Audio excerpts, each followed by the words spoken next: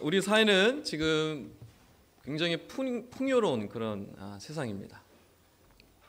그런데 가만히 돌아보면 풍요로움도 있지만 그 속에 굉장한 빈곤함이 있습니다. 그래서 뉴스에 종종 나오지만 참 가슴 아픈 일들이 많이 있습니다. 고위공직자가 스스로 목숨을 끊고 유명한 사람들, 유명한 연예인들이 스스로 목숨을 끊기도 합니다. 여러분, 왜 이런 현상이 일어날까요? 이미 다 알고 있는 사실이겠지만 OECD 국가들 중에 청소년 자살률이 1위입니다. 2등도 아니고 3등도 아니고 1위. 또 얼마 전에 보니까 OECD 국가 중에 노인 자살률이 1위입니다. 2등도 아니고 3등도 아니고. 그리고 국민 행복 지수를 따졌더니 제일 꼴찌입니다. 여러분, 왜 이렇게 우리 사회가 이렇게 병들게 되었을까요? 가정들이 왜 이렇게 어려운 상황이 되었을까? 로마가 붕괴한 사건에서 그 힌트를 얻을 수 있지 않을까 하는 생각을 해봅니다. 여러분, 로마가 엄청난 번영을 이루다가요, 한순간에 무너집니다. 한순간에 무너져요. 그래서 학자들이 연구를 했어요. 어떻게 이 엄청난 이 오랜 기간 동안 정말 영원할 것 같았던 이 로마가 한순간에 이렇게 무너질 수 있었을까? 연구를 해봤더니 두 가지 원인을 찾았어요. 첫째는 가정의 붕괴, 둘째는 도덕의 붕괴. 두 개를 찾았습니다. 성적으로 굉장히 문란했고, 가정에서 아빠가 있어야 할 자리에 아빠가 없었어요. 가정에서 엄마가 있어야 할 자리에 엄마가 없었어요. 또 너무 이기주의적이고 개인주의적인 성향이 너무 극에 달하다 보니까 주변을 돌아보지 않는, 정의와 공의는 사라져버린, 가정과 도덕이 무너지니까 어떻게 될까요? 공동체가 무너지기 시작을 하죠. 공동체가 흔들리고 무너지니까 어떻게 됩니까? 나라 전체가 무너지게 됐던 것입니다.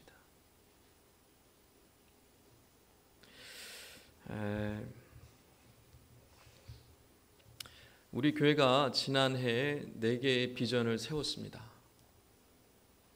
예배 회복, 가정의 회복, 교육의 회복, 관계의 회복. 여러분이 직접 비전을 세우셨어요. 이제 2019년부터 이 4개의 비전을 품고 나아갑니다. 교회의 모든 활동, 계획, 예산, 프로그램, 모든 봉사와 섬김, 그 모든 것이 이 4개의 비전을 향해서 나아갈 것입니다. 특별히 이번 2019년에는 예배의 회복과 가정의 회복에 집중하는 한 해가 될 것입니다. 여러분, 이 시대에 학교들을 가만히 보시면요, 통계적으로 나왔습니다. 초등학교, 중학교, 고등학교, 대학교까지 엄마, 아빠와 자녀가 가정을 이루고 있는 가정들이 점점 줄어들고 있습니다. 홀어머니랑 홀아버지랑, 혹은 할머니랑 할아버지랑, 혹은 친척이랑 사는 아이들이 계속 늘어나고 있습니다.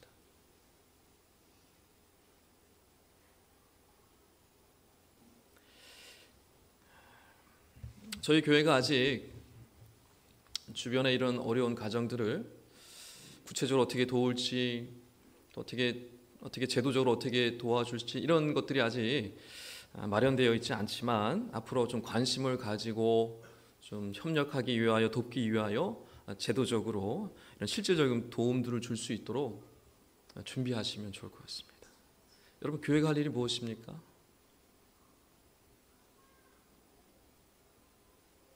어려운 이웃들을 돌보고 주님이 그려했듯이 방황하는 영혼들을 품는 것이 교회가 해야 할 일이라고 생각을 합니다. 목회자인 제가 할 수 있는 일은 무엇일까? 우선 여러분 가정을 위해서 제가 기도해야 되겠죠. 그리고 그 다음으로 해야 할 일은 이제 여러분 각 가정을 위해서 기도할 뿐만 아니라 가정에 대한 하나님이 주신 귀한 말씀들을 잘 전하고 가르치는 일이 있다고 저는 생각을 합니다. 그래서 제가 작년부터 준비하면서 또 하나님 앞에 기도하면서 준비했던 말씀이 바로 이 느헤미야 말씀입니다. 느헤미야서를 우리가 나누게 될 텐데 강해를 하게 될 텐데요. 느헤미야서는 예루살렘의 성벽을 재건하는 이야기를 다루고 있습니다. 그러나 가만히 말씀을 보면 개인의 회복, 가정의 회복, 공동체의 회복, 더 나아가선 이스라엘 전체의 회복에 대한 얘기를 하고 있어요. 놀랐습니다. 그래서 이 시대에 주시는 말씀으로 저는 확신이 있고요. 그래서 바라옵기는 앞으로 이 느헤미야서의 말씀을 통해서 여러분 가정과 공동체를 돌아보셨으면 좋겠습니다. 우리 가정이 무너진 곳은 어디인가? 우리 공동체가 무너진 곳은 어디인가? 그래서 그 무너진 곳을 어떻게 수축해야 하는가?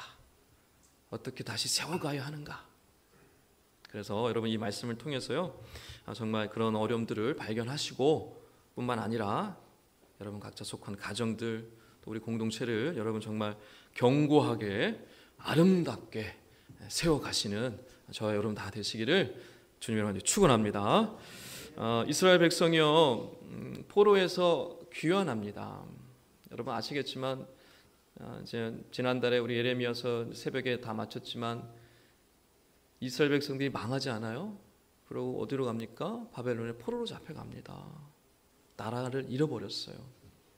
성전도 잃고 예루살렘 성벽도 다 무너졌습니다. 포로로 잡혀갔어요. 그런데 하나님께서 약속해 주신 대로 70년이 지나서 포로의 귀환을 허락해 주셔서 다시 포로가 돌아옵니다. 그런데 다 무너진 것을 새롭게 재건해야 되는 엄청난 숙제가 있었어요. 근데 그것을 하려고 애쓰고 노력을 했지만 잘 되지 않았습니다. 이미 그곳에 많은 이방인들이 들어와 있었고 그 건축을 재건을 방해하는 세력들이 너무나 많이 있었습니다. 그래서 자세히 회복할 수가 없었어요.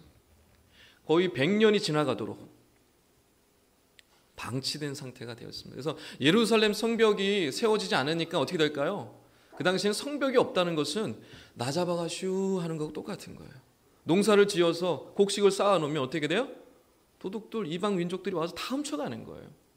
아이들 데려가서 종으로 삼아버리고 내가 사랑하는 여인들, 내 딸들을 잡아다가 노예로 부려버리고 엄청난 이런 비극들이 일어났던 것입니다. 그러니까 그런 상태에서 포로 귀환한 이후에 회복이 되지 못하고 있는 상황이 있었어요. 그런데 느헤미야가 그 예루살렘 성벽을 100년 동안 이루지 못했던 그 예루살렘 성벽의 재건을 단 52일 만에 성벽을 재건합니다. 어떻게 그럴 수 있었을까?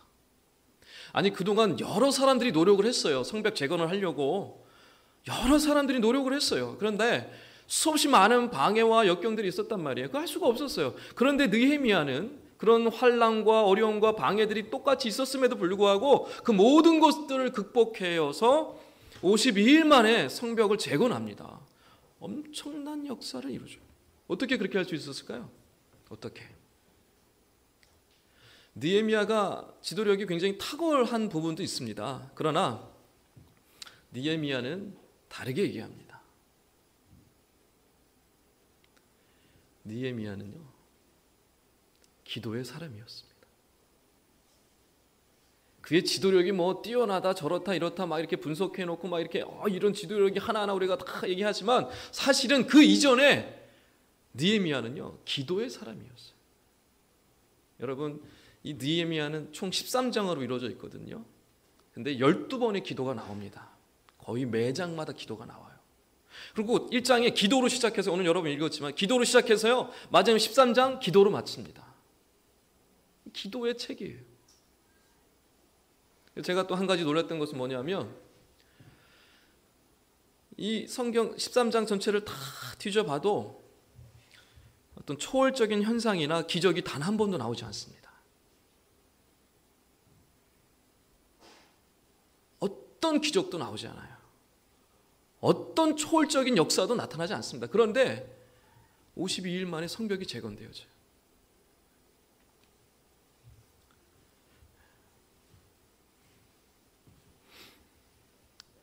어떻게 이런 일들이 일어날 수 있었을까? 기도의 힘이지 않았을까? 기도하는 사람, 이 느헤미야가 있었기 때문에 이런 일들이 일어나지 않았을까? 그래서 저는 이 느헤미야서를 통해서 여러분이요, 다시 기도의 자리를 회복하실 간절히 축원합니다.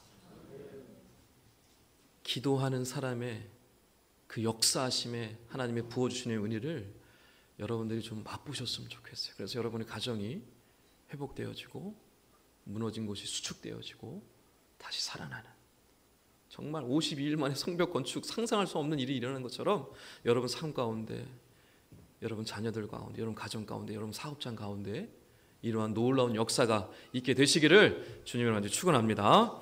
오늘 1장 말씀을 우리 좀 살펴보겠습니다. 하나님께서 어떻게 이 느헤미야에게 개입을 하시고 어떻게 역사를 준비해 가시는지를 우리가 좀 말씀 하나하나씩 좀 살펴보도록 하겠습니다. 제가 1절 읽고요, 여러분 2절 함께 읽도록 하겠습니다. 하가랴의 아들 느헤미야의 말이라. 아닥사스다 왕 제20년 기슬월에 내가 수상궁에 있는데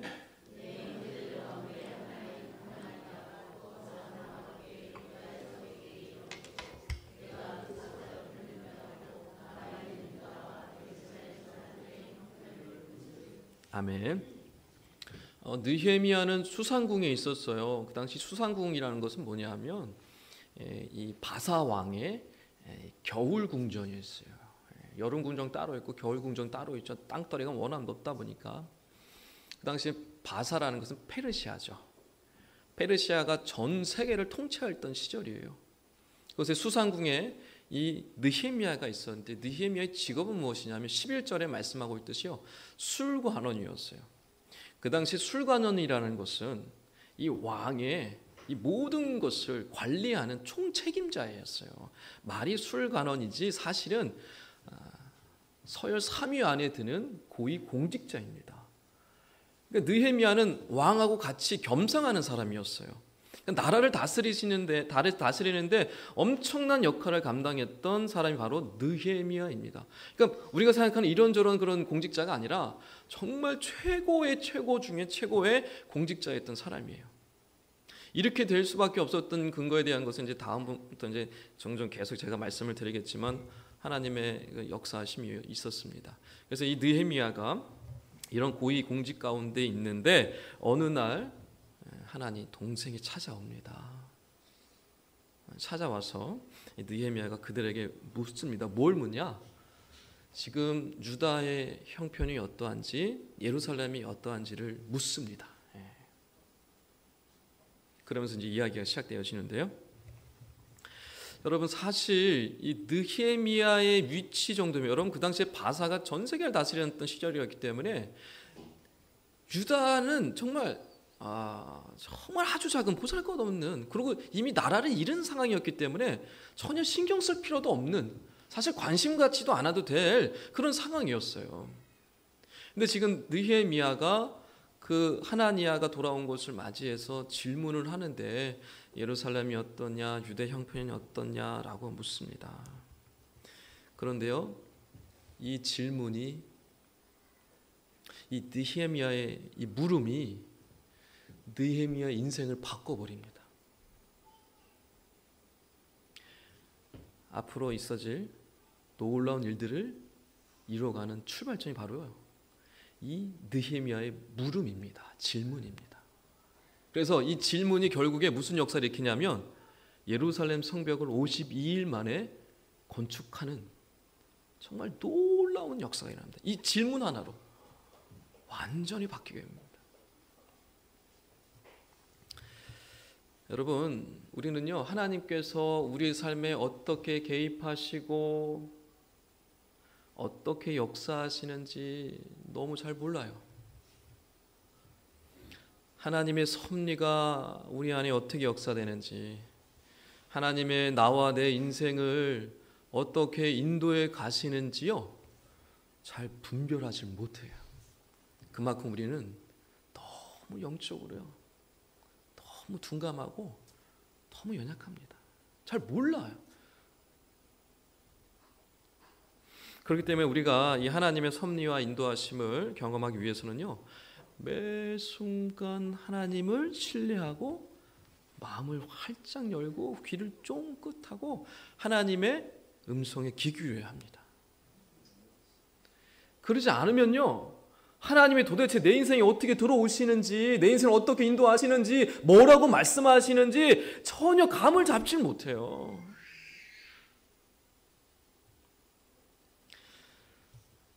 우리가 마음을 열고 하나님께 집중하고 귀를 쫑긋하고 하나님께 나아가 하나님을 바라볼 때만이 그나마 조금 이런 것들을 우리가 맛볼 수 있습니다.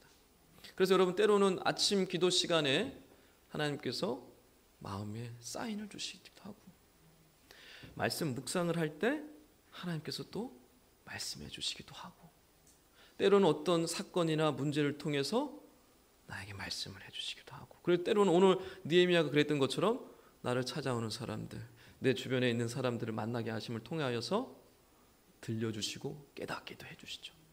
그러니까 여러분, 우리는 어떻게 되냐면, 여러분 주변, 저나 여러분이나 주변에 일어나는 사람들, 주변에 같이 함께하는 사람들, 또 일어나는 여러 문제들, 사건들이에요. 여러분, 소홀히 여기시면 안 돼요. 여러분 자녀도 마찬가지고 여러분 가족도 마찬가지입니다. 그 사람이 뭘 얘기하는지, 내 주변에 어떤 일들이 일어나고 어떤 사건이 일어나는지, 왜 이 일이 내 주변에 일어나고 있는지 여러분 집중하셔야 됩니다. 소홀히 여기시면 안 돼요. 사람 우습게 여기시면 안 됩니다. 어린아이 우습게 여기시면 안 됩니다. 여러분 친구 보잘것없는 사람이라고 무시하고 무시하면 안 됩니다. 왜요? 하나님은 우리 주변에 일어나는 이런 사건들, 사람들을 통하여서 우리에게 말씀해 주시고 우리를 하고 하나님 일하심을 깨닫게 해주시기 때문에 그렇습니다.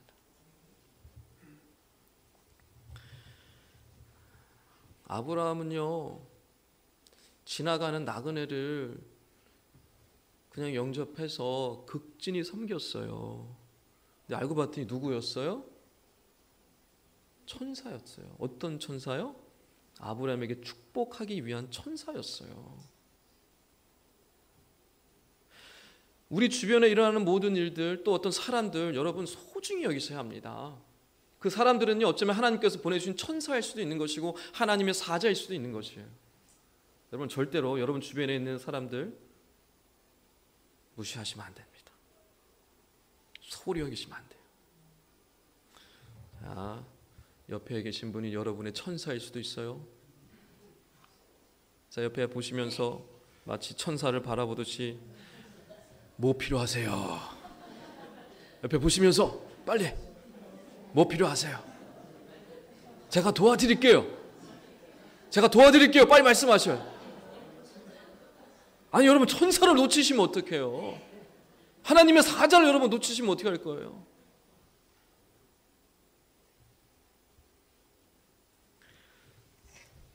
절대로 여러분 소홀히 여기시면 안 됩니다. 이 질문 하나가요, 나중에 성벽 재건을 한다니까요. 이 질문 하나가. 제가 3절 읽고 여러분 4절 읽겠습니다. 그들이 내게 이르되 사로잡힘을 면하고 남아있는 자들이 그 지방 거기에서 큰 환난을 당하고 능력을 받으며 예루살렘 성은 허물어지고 성문들은 불탔다 하는지라.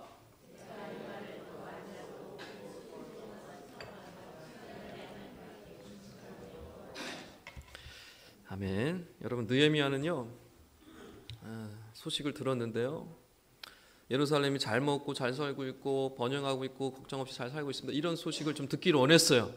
그런데 정반대의 소식을 듣습니다.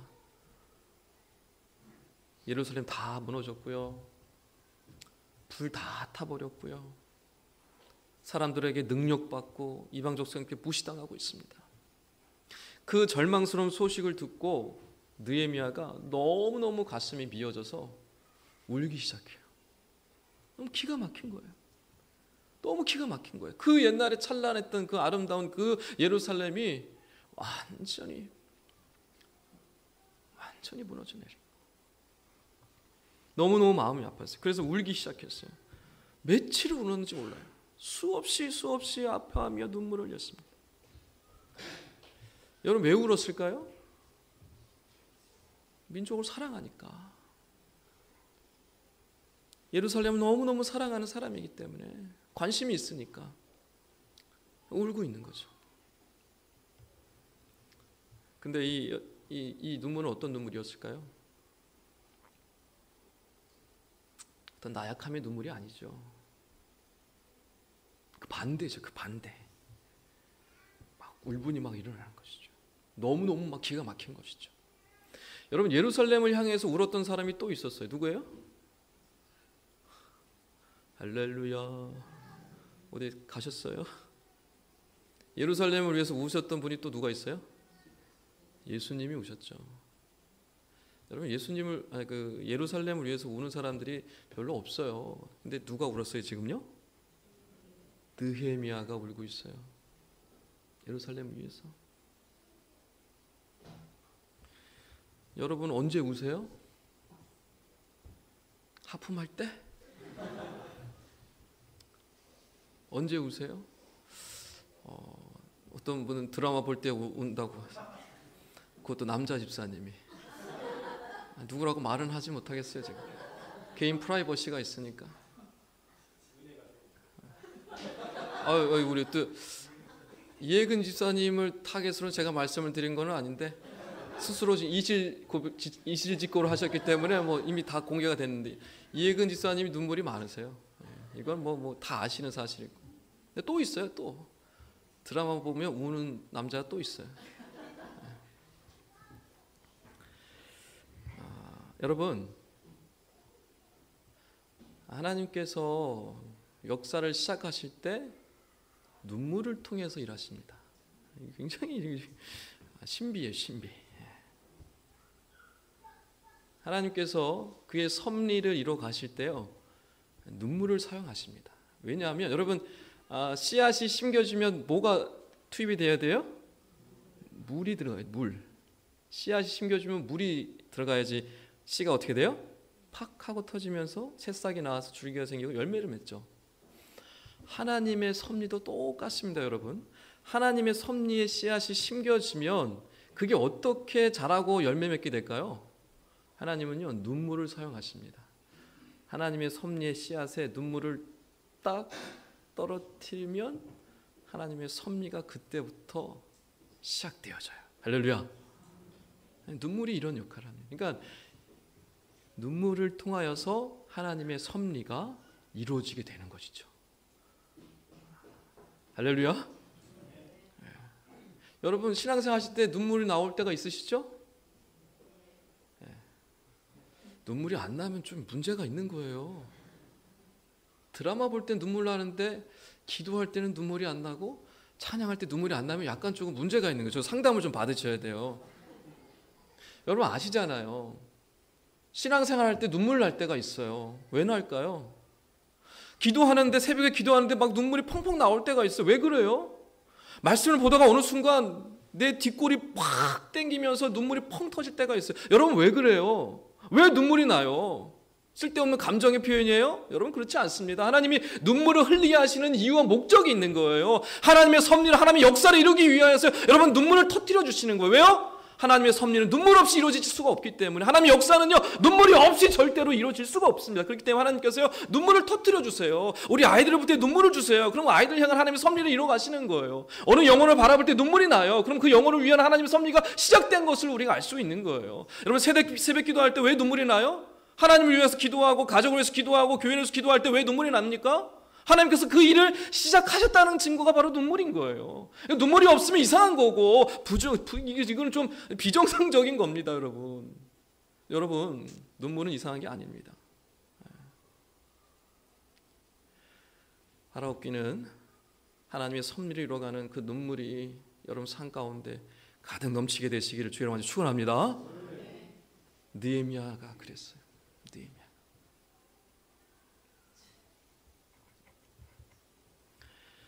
근데 여러분, 울기만 한다고 역사가 일어날까요? 송 집사님만 대답을 하시네. 울기만 한다고 역사가 일어날까요? 안 일어납니다. 앉아서 울기만 하면 무슨 역사가 일어나요? 울기만 하지 말고 기도해야죠. 할렐루야. 느헤미야는요, 울고 앉아서 그냥 끝나지 않았습니다. 울고 마음 추스리고 그때부터 뭐 했어요? 기도하기 시작합니다. 금식하고 기도하기 시작합니다. 그냥 우는 것으로 끝나지 않고요, 하나님 앞에 부르짖기 시작합니다. 오늘날 많은 사람들의 문제 앞에, 어려움 앞에 그냥 불평하며 불만을 내세우고 그냥 울고 그냥 끝나버려요. 기도하지 않습니다. 그러나 여러분, 우리는 우는 것으로 멈추지 말고, 불평하는 것으로 멈추지 말고, 원망하는 것으로 멈추지 말고 기도의 자리로 가야 하는 줄 믿으시기 바랍니다. 그래서 많은 사람들이 옆에서 기도하는 사람들을 비판하기도 해요. 야, 기도해가지고 뭐하냐? 뭐 일이 일어나냐? 너 기도해가지고 뭐 응답받은 거 있니? 하나님이 역사하시니? 기도한다고 뭐 될 일이 되니? 기도 안 해도 다 잘 먹고 잘 살고 기도 안 해도 다 문제 해결되는데 뭘 꼭 기도할 필요 뭐가 있니? 뭐 주문을 외우듯이 뭘 하고 있니? 왜 주문을 외우고 있어? 막 이렇게 얘기하는 사람들도 있어요, 여러분. 그러나 기도는 우리 사람이 생각하는 그런 정도의 차원의 문제가 아닙니다. 그런 차원이 아니에요. 기도는 여러분 상상할 수 없는 우리의 영역입니다. 하나님 주시는 그 엄청난 은혜의 역사를 여러분 함부로 판단하시고 함부로 생각하시면 안 돼요. 기도에 대해서 함부로 여러분 얘기하시면 안 됩니다. 하나님의 일하시고 역사하시는 정말 너무너무 엄청난 역사가 이 기도 속에 이 비밀 가운데 숨겨져 있는 것입니다. 느헤미야의 기도를 깊이 연구한 한 신학자가 그의 기도를 연구하면서 깨달은 것을 적어놓은 것을 제가 잠시 읽어드리겠습니다. 스스로 충분하다고 생각하는 사람은 기도하지 않습니다. 그들은 그저 자신에게 이야기할 뿐입니다. 스스로 만족하는 사람은 기도하지 않습니다. 그들은 자기의 필요가 무엇인지도 알지 못합니다. 스스로 의롭다 생각하는 사람은 기도할 수 없습니다. 그들은 하나님께 나아갈 기반이 없기 때문입니다. 그러나 진실한 지도자는 스스로 충분하다고 생각하지 않습니다. 스스로 의롭다고 여기지도 않습니다. 오히려 자신의 부족함과 자신의 필요를 아는 사람입니다. 오히려 자신을 낮추고 충만케 하시는 하나님 앞에 엎드릴 줄 아는 사람입니다. 그렇기에 위대한 지도자는 위대한 기도의 전사입니다. 여러분, 기도하지 않으면요, 어떠한 역사도 일어나지 않습니다. 사랑하는 여러분, 언제 어디서나 기도하시길 애쓰시기 바랍니다. 여러분, 꼭 응답을 받기 위해서 기도하는 게 아닙니다. 하나님의 임재를 맛보기 위하여, 하나님의 역사를 알기 위하여, 또 하나님의 섭리를 알기 위해서 기도하는 것입니다. 그리할 때 하나님께서 나를 얼마나 사랑하시는지, 얼마나 나를 붙들고 계신지를 비로소 경험할 수가 있는 것이고 알 수가 있는 거예요. 옆에 바라보시면서 기도합시다. 반드시 기도합시다. 기도할 때 하나님의 놀라운 역사가 여러분 가운데 임하여 주시는 줄 믿으시기 바랍니다. 느헤미야의 기도를 보면요, 먼저 하나님을 찾습니다. 그리고 하나님 앞에 회개하고요, 또 하나님께 간구합니다. 이 세 가지의 과정이 있는데요, 간단히 좀 살펴볼게요. 5절에 보면 느헤미야가 먼저 뭐라고 부르짖기 시작하냐면 하늘의 하나님 여호와께 기도하기 시작합니다. 그냥 하나님이라고 하지 않습니다. 하늘의 하나님 여호와께 기도하고 있습니다. 여러분, 아무것도 자기가 할 수 없는 걸 알았어요. 자기가 어떤 것도 할 수 없는 걸 알았어요. 너무 기가 막힌 거예요. 근데 이 일을 어떻게 할지 모르니까 여호와를 찾습니다. 하늘의 하나님 여호와께 부르짖기 시작합니다. 여러분, 우리는 땅에 있죠. 아무것도 할 수 없는, 능력이 없는 비약한 존재들입니다. 그러나 하나님은 어떤 하나님이에요? 하늘의 하나님입니다. 할렐루야. 하늘의 하나님이기 때문에 여러분 신실하신 것이고요. 여기 지금 느헤미야가 고백하고 있듯이 권능이 많으신 분이시고요. 이루시는 하나님이신 겁니다. 그 하나님을 느헤미야는 알았어요. 그 하나님을 찾고 있습니다. 하늘의 하나님 여호와께 부르짖으며 하늘의 하나님 여호와여 라면서 힘차게 부르짖고 나가고 있는 것입니다. 여러분, 하늘의 하나님 여호와를 부르짖으며 기도하시길 주의를 먼저 축원합니다. 그리할 때 하나님께서 하늘 문을 여시고 응답해 주시는 것, 우리가 상상할 수 없는 방법으로 일하기 시작하는 것입니다.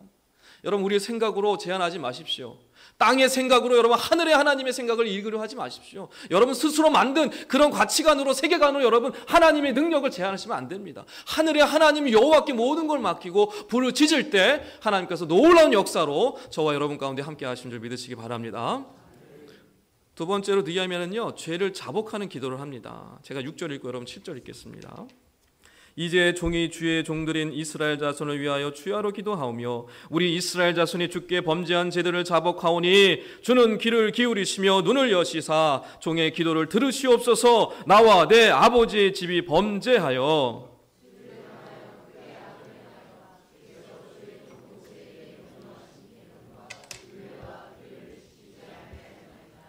아멘. 느헤미야는요 지금 죄를 자복하는 기도를 하고 있어요. 여러분 이스라엘 지금 멸망하고 지금 포로로 잡혀가고 예루살렘이 이렇게 망하게 된 게 느헤미야 책임이에요?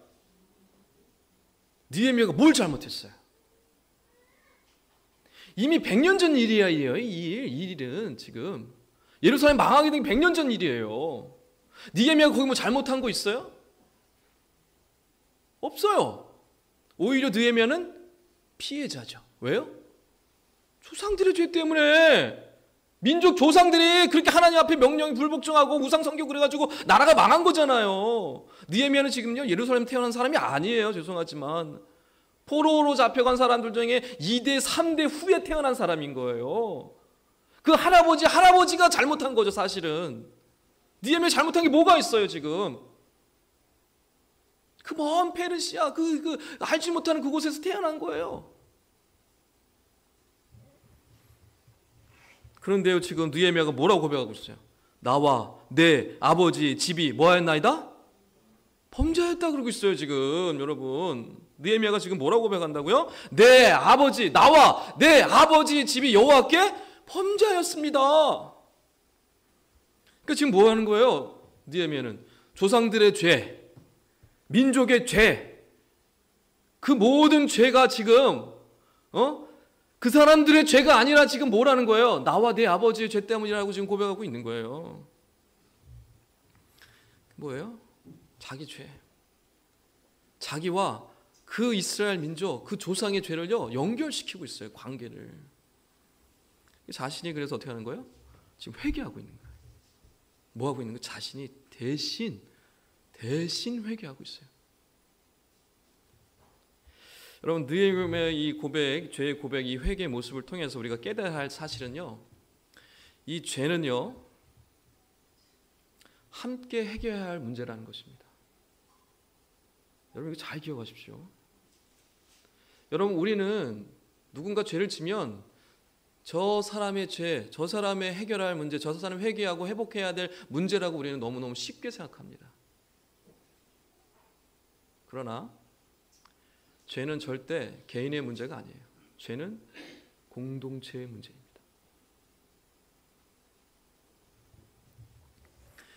우리 가정이나 우리 공동체에 누가 죄를 졌어요. 근데 그 사람이 회개하지 않아요. 그럼 그 가정이나 그 공동체는 회복이 될 수 있을까요? 회복되지 않습니다. 그럼 그 사람 책임이에요? 느헤미야는 그렇게 보고 있지 않아요. 이스라엘이 망하고 100년이 지나가도록 예루살렘 성벽이 재건되지 못하고 성전이 회복되지 못하는 모습을 보면서 그 원인이 어디 있을까? 왜 회복이 이렇게 더딜까? 왜 회복이 되지 않을까? 하나님 앞에 끊임없이 기도하며 부르짖었어요. 근데 그 발견한 사실은 뭐예요? 회개하는 사람이 없는 거예요. 그 누구도 책임지지 않는 거예요. 그 누구도 하나님 앞에 부르짖지 않는 거예요. 느헤미야는 그걸 발견해요. 하나님 앞에 부르짖기 시작하면 하나님 저 때문입니다. 우리 아버지 때문이고 우리 집안 때문입니다. 그 죄를 자기가 회개하지 않으면 이스라엘 민족 전체가 회복될 수 없다는 사실 앞에 회개하지 않을 수가 없는 거예요. 누군가 회개하겠지. 저 인간이 죄 졌으니까 저 인간은 회개해야지. 이렇게 생각할 수가 없는 거예요. 왜요? 이스라엘 전체의 회복을 위해서 누군가는 회개해야 되니까.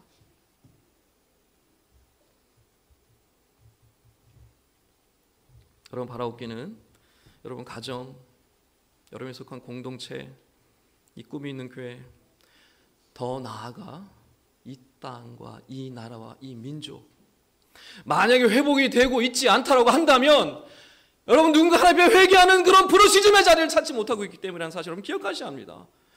그 회복의 자리, 회개의 자리를 위하여 기도하셔야 하는 것입니다. 할렐루야. 여러분이 기도하지 않으면 누군가 기도하고 누가 회개하겠지. 여러분 절대로 회복의 역사가 일어나지 않습니다. 여러분 가정 회복되기를 원하십니까? 이 나라 민족이 회복되기를 원하십니까? 회개 자리로 나가셔야 돼요. 누구 나가라, 너 나가라, 네가 나가라 하지 않으시면 안 됩니다. 내가 나가야 합니다, 여러분. 내가 나가야 돼요. 내 가정의 죄, 내 공동체에 대해, 내가 속한 곳에 그 모든 죄, 회복이 되지 않는다, 여전히 무너져 있다. 그것은 내가 회개하지 않기 때문에, 내가 죄를 졌든 안 졌든 그건 중요하지가 않습니다. 회개하지 않기 때문에, 아무도 회개하지 않기 때문에 이런 기적과 역사가 일어나지 않는 거예요.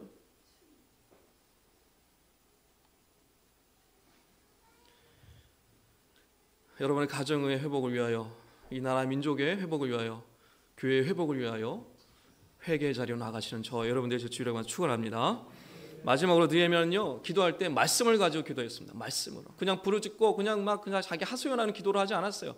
말씀으로 하나님 앞에 기도하고 나아갑니다. 제가 8절 읽고 여러분 9절 읽겠습니다. 옛적에 주께서 주의 종 모세에게 명령하여 이르시되 만일 너희가 범죄하면 내가 너희를 여러 나라 가운데 흩을 것이요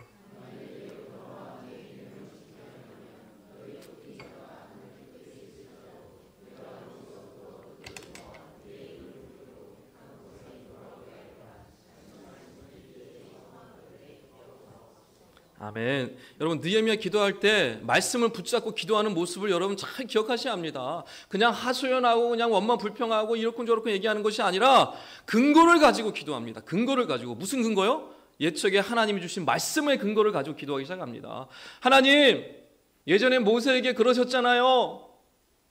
우리가 아무리 잘못했더라도 우리의 마음을 돌이켜서 주님께 가고 주님의 말씀을 지키고 행하면 우리가 어디에 있든지 돌이켜주시고 돌아오게 하셔서 다시 하나님께서 그 은혜를 주신다고 말씀하셨잖아요. 이제 하나님 이 말씀을 기억하시고 내 기도를 들어주시고 응답하여 주시옵소서라고 기도하고 있는 거예요. 그냥 아무렇게 기도하는 게 아닙니다. 하나님의 말씀이 이렇게 하셨잖아요. 하나님의 말씀이 이렇게 주셨잖아요. 기억하여 주시옵소서. 제발 이 말씀대로 행하여 주시옵소서라고 기도하기 시작합니다.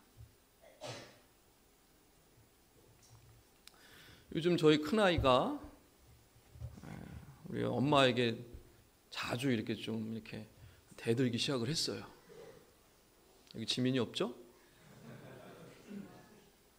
나중에 지민이한테 가서 얘기하시면 안 돼요. 이렇게 얘기하는 거 제가 들었어요, 얼마 전에. 엄마, 저한테 왜 그러세요? 어제는 분명 이건 이렇다고 말씀하셨잖아요. 그런데 오늘은 왜 이건 저렇다라고 말씀하시는 거예요? 왜 말을 바꾸세요? 제 아내가 이 이야기를 듣고 당황해야 합니다. 왜요?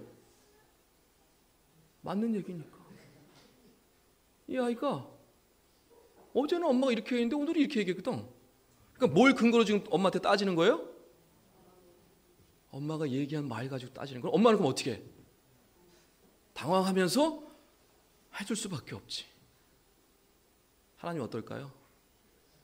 여러분 우리 하나님 아버지는 어떨까요? 똑같습니다. 할렐루야. 여러분 정말 응답받기를 원하시는 기도 있으십니까? 그냥 땡깡 피지 마시고요.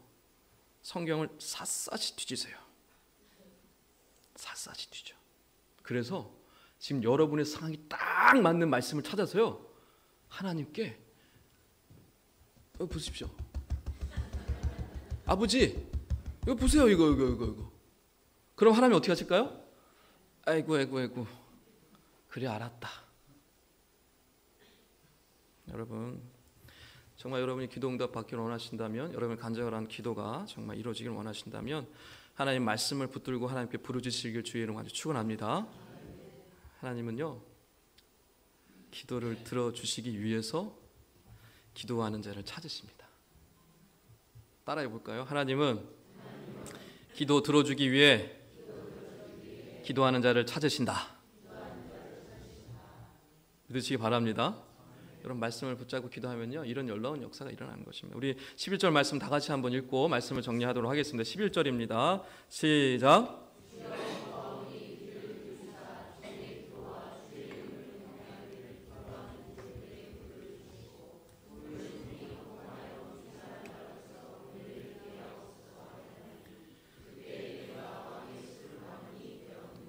아멘. 느헤미야는 형통케 해달라고 기도합니다. 근데 그 형통은요, 자기의 형통이 아니에요. 단순히 자기의 유익을 위한 형통이 아니었습니다. 그 형통은 자기를 형통하게 해서 사람들로부터 은혜를 받게, 그 형통 받다라는 뜻하고 사람들로부터 은혜를 받게 해달라는 뜻하고 똑같아요. 사람들로부터 은혜를 받아서 결국 무엇을 이루기 위한 거예요? 나중에 예루살렘 회복, 무너진 것을 수축하기 위한 그 일을, 그 역사를 이루기 위해서 나를 좀 형통하게 해달라, 은혜를 입게 해달라라고 얘기합니다. 기도합니다. 부르짖습니다.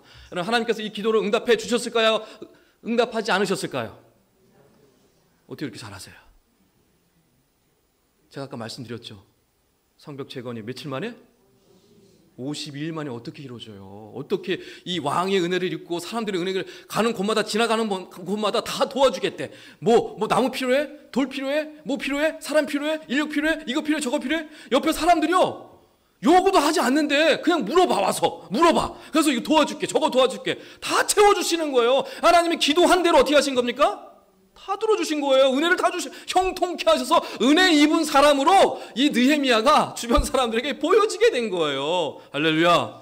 기도가 응답되어진 것이죠. 다른 게 아닙니다, 여러분. 목회자로서 가장 기쁘고 행복할 때는 거룩한 마음을 가지고 주의 나라와 영광을 위하여 희생하며 헌신하며 수고하는 귀한 분들을 볼 때 가장 기쁘고 행복합니다.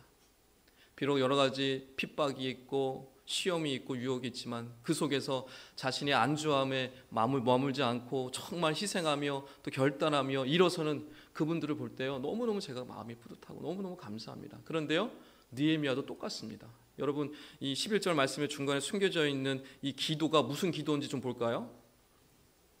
주여 구하오니 귀를 기울이시사 종의 기도와 주의 이름을 경외하길 기뻐하는 뭐의 기도? 종들의 기도예요. 느헤미야만 지금 기도하고 있다는 뜻이에요? 아니에요, 여러분. 느헤미야 혼자 기도하지 않아요. 느헤미야만 지금 기도하고 있는 것이 아니라 느헤미야와 똑같은 마음, 느헤미야와 같이 그 거룩한 분노와 거룩한 부담감과 그 간절한 미어지는 마음을 가지고 예루살렘을 향하여 기도하고 부르짖는 그 동일한 마음을 가진 사람들이 느헤미야밖에 없다는 거예요? 여럿 있다는 뜻이에요? 여럿 있었어요. 그걸 느헤미야가 발견하는 거예요. 그리고 그들과 함께 기도하기 시작하고 그들과 함께 이 일들이 이루어가는 것을 우리가 앞으로 보게 될 것입니다. 하나님은 이 느헤미야를 통하여서요, 이 종들을 붙여주십니다. 여러분, 외로워하지 마세요. 옆에 보시면서 시작. 외로워하지 마세요. 외롭지 않습니다. 왜요? 하나님은요, 여러분이 주님의 사역을 감당하고 여러분 귀한 사역을 감당하실 때 결코 혼자 일하게 두시지 않습니다. 슬프고 외로울 때도 있죠, 종종. 그러나 하나님은요, 같은 마음, 같은 심정을 가진 사람들을 반드시 붙여주시고요, 그 일을 이룰 수 있도록요, 기쁨을 감당할 수 있도록, 힘내서 할 수 있도록 귀한 분들을 붙여주실 것을 여러분 믿으시기 바랍니다. 그게 바로 하나님의 형통하심이고 은혜 입은 사람인 것입니다. 여러분, 말씀을 맺습니다. 영적으로 깨어있으시길 간절히 축원합니다. 느헤미야는요, 그 동생이 왔을 때 민감하게 반응합니다. 그 질문을 통하여 하나님은 결국에 52일 만에 성벽 재건을 이루는 일들이 일어나죠. 옆에 있는 귀한 지체들 소홀히 여기시면 안 됩니다. 여러분 만나는 한 사람 한 사람 하나님이 나에게 보내주신 천사나 사자가 아닌가, 여러분 늘 귀 기울이시고 눈 크게 뜨시고 마음 활짝 열고 맞이하셔야 돼요. 그래서 하나님의 뜻이 무엇인지 섭리가 무엇인지를 여러분 발견해 나갈 수가 있는 것입니다. 그리고 여러분, 이 가정이나 이 공동체의 회복을 위해서, 나라의 민족을 회복을 위해서요, 결코 누군가 회개하겠지라고 하시면 안 됩니다. 여러분, 가정의 죄, 누군가의 죄, 교회의 죄, 공동체의 죄, 나라 민족의 죄요, 내가 회개하지 않으면 절대로 하나님은 회복의 역사를 이루어주시지 않는다는 사실을 기억하시고 누구보다도 먼저 회개의 자리, 자복의 자리로 나가셔서 하나님 일하심을 경험하시길 간절히 축원합니다. 끝으로 기도할 때 뭘 붙들고 기도하시라고요? 말씀을 붙들고 하나님 앞에 부르시고 기도할 때 하늘의 하나님 여호와께서 하늘문을 여시고 여러분에게 응답하시고 열매 맺게 해줄 줄 믿으시기 바랍니다. 바라옵기는 이제 여러분 이 말씀을 여러분 잘 간직하셔서 한 주간 힘있게 살아가시고요. 그래서 정말 하나님께서 놀랍게 여러분을 형통하게 인도하시고 하나님의 은혜를 입은 자답게 살아가게 하시는 것을 경험하며 맛보여 나가는 꿈 있는 교회 모든 성도들 다 되시기를 주님의 간절히 축원합니다.